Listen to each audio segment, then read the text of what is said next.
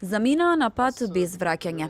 Вака со солзи во очите семејствата на дел од загинатите во автобуската несреќа раскажуваа за голготата низ која поминуваат по загубата на нивните најблиски.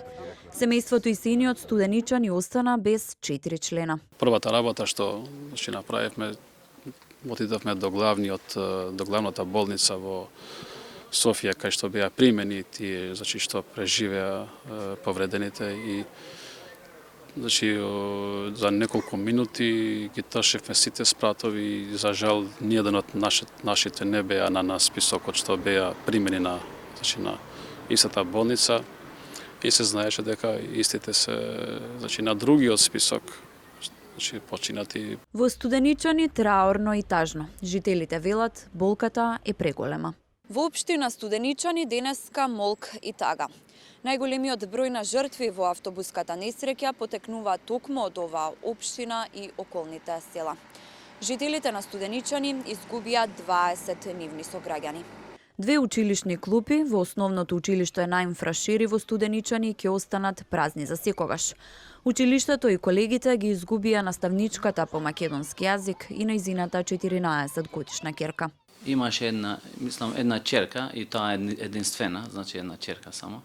9 оделенја беше кај нас тука учеше. Значи ја сакаше неа, значи она имаше една и таа му беше единствена, што секогаш беше врзана со неа и значи ја зема и со себе на другиот свет.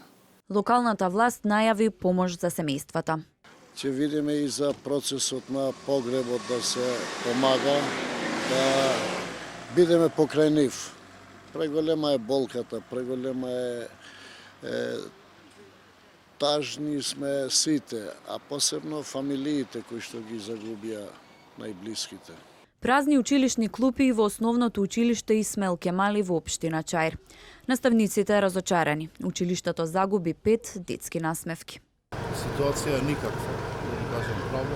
Нашите деца се емотивни, емоционални, плачат. Сите во школа сме, али со настава малку имаме проблем. Денеска учениците од основното училиште Кемал Исмаили во Чаир организира марш да им одадат почит на нивните 5 загинати другарчиња.